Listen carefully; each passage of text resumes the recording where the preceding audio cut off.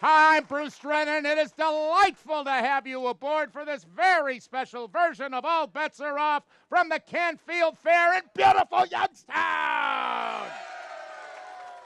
What better way to start the show but with the middleweight champion of the world, the ghost from Youngstown, Kelly Pavlik. Thank you. That's a nice warm welcome. Thanks for having us in your neck of the woods, my man. Hey, it's not a problem. Thanks for having me. It is a delight. We've had you on the show before. It's a delight to have you on, but unfortunately, I wish you were in better shape. It's a staph infection, I understand. Tell us how you're doing. It's doing real good. It was pretty much a staph infection. Right now, it's about a week away from being healed. Just had surgery on it a week ago, and next week get the stitches out, and we'll go from there. Do some therapy and get ready to whip some butt. Yeah! Now, a little bit of a setback because I know your next fight, and it's going to be a very stiff challenge for you, is Paul Williams. Yeah, hopefully right now that's the fight. It took us a lot to get the fight done for October 3rd. He was complaining about the money and about, where it was going to be at. It just seemed like anything and everything to get out of the fight. And so we finally got him to sign the fight. And then, unfortunately, I had this, surgery. So it got pushed back to December 5th, and he's kind of trying to find his way to weasel out again. But I think he's in deep too far this time, and I think he has no choice but to take it. Now, when do the doctors say you can resume your training in the ring? Right now, like I said, probably next week get the stitches out. Imagine about 2 weeks of therapy, and then right after that, I could pick it up and start hitting the bag again. But we usually go 8 weeks out, full go in training, so that'll probably be around the 12th or 13th of October. What are you able to do now and during this time when you're handicapped? Absolutely nothing. I can't do anything. I can't pick anything up in the right arm because of the IV that I got to go on, anything heavier than 8 pounds, and I can't get anything sweaty on the left hand. So, it's kind of a pain in the butt, but, I kick this thing, get rid of it now, and we get it, move on. Yeah, you have such a great attitude, but it has to be driving you crazy because I know your work ethic is second to none, and that's got to bother you. It does. I've been wanting to get back into it. We actually started running and doing some workout in the gym. I still couldn't hit anything with the hand, but we were doing all types of workouts, and then I was getting ready to pick it up more and more, and next thing I know, it just got worse, and we had to go up to Cleveland Clinic to get the surgery the second time. Yeah, well, that's the best in the country, no question about that.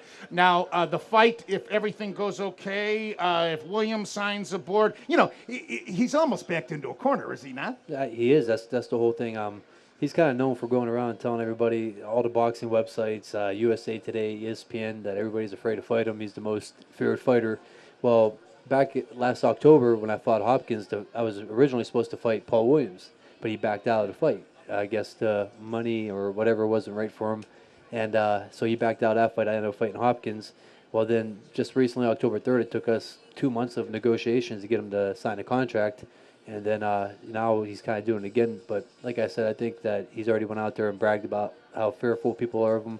And I think he, backed himself into a corner now. Now he has no choice but to take the fight. Right. And now you're looking in December. Is that right, Kelly? Yeah, right now the pretty much guaranteed date is December 5th. Now that would be in Atlantic City? Yep. All you great folks going to go and support the Ghost in Atlantic City? Yeah. Now, Williams, I understand, like you, has only lost once. Mm-hmm.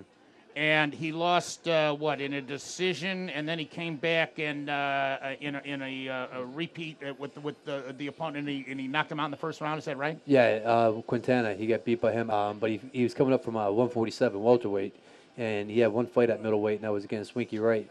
But we all know Winky can't break an eggshell, so I think this is going to be a big test for him. He's going to be welcomed real nice into the middleweight division. And he throws a lot of punches, but once again, that's against 147-pounders and, junior middleweights. So I throw a lot of punches per round. I throw probably more punches than mostly any middleweight out there. And the whole thing is he going to be able to adapt to that, with a naturally big, strong middleweight that throws a lot of punches. So we'll see how he handles it. Well, now you're 6'2", right? Yeah. So what's he, 6'3", got an inch on you? About 6'2.5". Right, a little bit taller. Now, I also heard he's coming up in weight. That actually can work to your advantage in psychologically, too, because you had to go up in weight against Hopkins, so now the situation's reversed. Yeah, so I had to go up 2 weight classes. I went up to light heavyweight to fight Hopkins. He's coming up from 2 weight classes, but he's slowly progressed up, though. You know, he fought a couple fights at 154, then he went to 160. So it is going to be my favorite. You know, like I was saying, he's fought a lot of guys, not many big power punchers, and even if he did, that was at welterweight and junior middleweight. You know, now he's fighting a natural middleweight that hits hard and throws a lot of punches. So he's going to have to adapt. You know, he can come in with all the game plans he wants, but as soon as he gets hit, you know, I think his whole game plan is going to change. So is his style similar to yours? It is a little bit. He's a little more wilder. I mean, he'll throw punches from all different angles. I mean, he'll come from the floor. He'll come from the ceiling. He brings them and he throws a lot of them. But at the same time, that leaves him wide open. You know, the more punches he throws and the wider they are, leaves them open for the straight ones down the middle.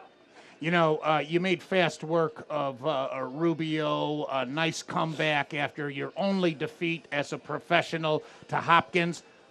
What'd you learn from that bout with Hopkins? Tell you the truth, I really don't talk about it much because I don't like to make any excuses or anything like that. But it was just definitely an off night. You know, we had a lot of situation. You know, the week of the fight. But the one thing I took from it, I didn't take, you know, I should have done this and, you know, counter that because there was a lot of things I wanted to do in that fight.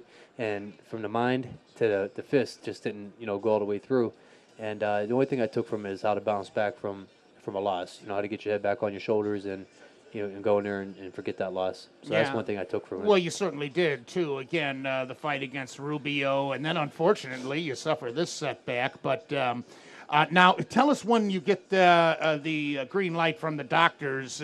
Take the fans watching on TV and here in person at the fair. What your daily routine is when you train for a championship bout? Because the Hopkins fight was not a championship bout, obviously. Oh, yeah, but it's 12 rounds, and, you know, even though it's not for the belt, I mean, it's about 7-8 hours a day. You know, we start off with 3 to 5 miles in the morning.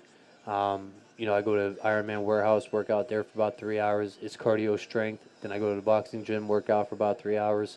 Then I leave there and I go to the YMCA and work out for about 2.5, 3 hours down there, lifting, swimming, extra cardio workouts. Then if I have time in the day, I go to Rocky's gym and do some flexibility and strength and stuff like that. What are your eating habits, Kelly? I eat chicken wings, pizzas, spaghetti. Well, you're right at home here at the fair. Yep. No, we get kind of strict. We eat a lot of protein. It's still important to get the carbs in. You know, like once or twice a week, I'll have a bowl of pasta. Kind of stay away from the bread. You know, I eat a lot of fish, salads at night. If I get hungry, I'll have a tuna salad. And you get a lot of protein without it being heavy and putting weight on you. So, I mean, we get down to 63, 64 pretty easy, but it's the last 3 or 4 pounds that become, you know, highly impossible to get off. You got any surprises for all of the thousands and thousands of fans that you have here in the area about what kind of trunks you're going to wear?